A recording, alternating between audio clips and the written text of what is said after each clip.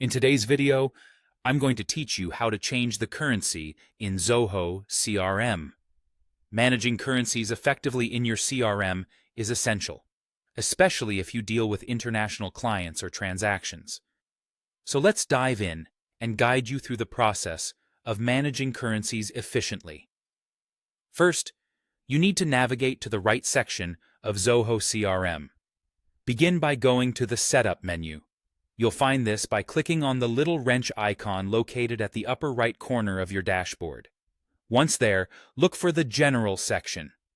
Under General, you'll find Company Settings, and from there, select Currencies. This will bring you to the Currency Management section where you can view and manage all the different currencies that you might be using. Adding a new currency is straightforward. Once you're in the Currencies section, you'll want to click on the Add Currency button. This will open a new window for you to configure the new currency you'd like to add. First, select the currency from the available list. Then, you'll want to set the exchange rate, which is crucial for accurate financial reporting. Additionally, specify the currency symbol, as well as the number format like separators and decimal places, to ensure clarity in how the currency is displayed. Remember, Zoho CRM allows for a maximum of 10 active currencies at a time, so keep that in mind when you're adding new ones. If you're reaching that limit, you may need to deactivate a currency before adding another. Speaking of deactivating currencies, there might be a time when you no longer need certain currencies, or you simply want to streamline the options available for new records.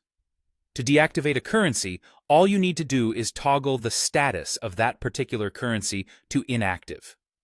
Doing this won't affect any existing records that already use that currency, but it's important to note that you won't be able to use it for any new records moving forward.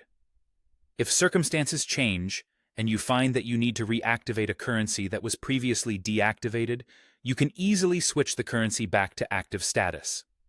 Again, simply toggle the status back to active. However, remember the 10 currency limit I mentioned earlier. It still applies, so make sure you're within that range to accommodate any new or reactivated currencies.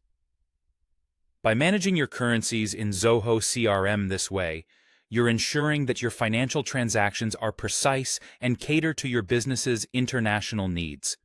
I hope you found this guide helpful, and that it makes managing currencies in Zoho CRM a breeze. Thanks for watching, and be sure to like, subscribe, and check out our other tutorials for more tips on getting the most out of your Zoho CRM experience.